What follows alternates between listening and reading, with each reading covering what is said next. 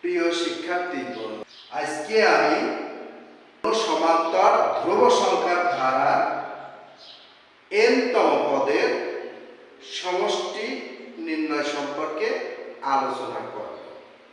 কোন সমান্তর ধ্রুব সংখ্যার ধারা হলো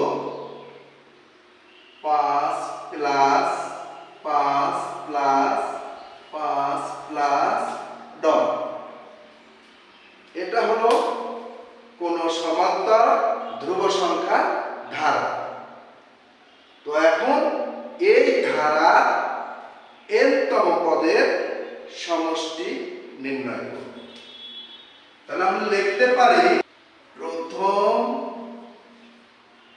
1 পদের সমষ্টি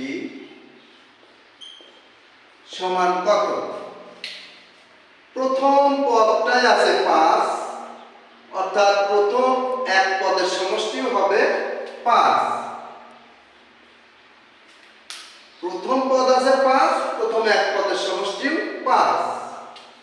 প্রথম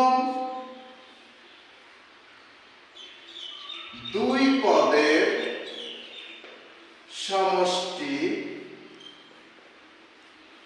সমান 2 পদ কত? 5 যোগ 5 সমান 10। তো এটাকে আমরা লিখতে পারি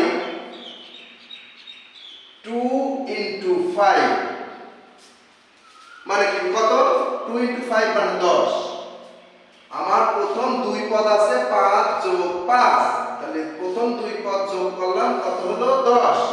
তাহলে এই 10 কে আমরা লিখতে পারি 2 into 5। আবার প্রথম 3 পদের সমষ্টি সমান 5 যোগ 5 যোগ 5, তাহলে 3টা 5। এক প্রথম পদ, দ্বিতীয় পদ, তৃতীয় পদ, তাহলে প্রথম 3 পদের সমষ্টি যোগ করলে কত হয়? 15।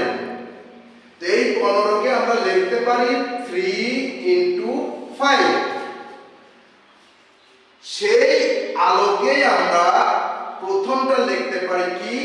5 কে লিখতে পারি 1 into 5। তো এখনই লক্ষ্য করার সময় বন্ধুরা যে প্রথমের সময় প্রথম 1 পদের সময় 1 into 5, প্রথম 2 পদের সময় 2 into 5, প্রথম 3 পদের সময় 3 into 5। অতএব আমরা আরো লিখতে পারি প্রথম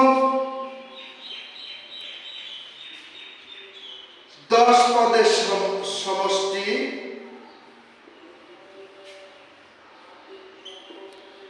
কত হবে?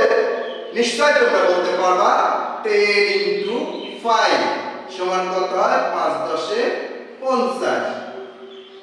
তার মানে কি? আমরা প্রথম 1 পদের সমষ্টি লিখতে পারি 1 into 5, প্রথম 2 পদের সমষ্টি লিখতে পারি 2 into 5, প্রথম 3 পদের সমষ্টি সমান লিখতে পারি আমরা 3 into 5, প্রথম 10 পদের সমষ্টি লিখতে পারি 10 into 5, প্রথম 15 পদের সমষ্টি লিখতে পারি 15 into 5। তাহলে অতএব প্রথম n পদের সমষ্টি কত হবে? অতএব প্রথম n পদের সমষ্টি সমান কত হবে? n into 5।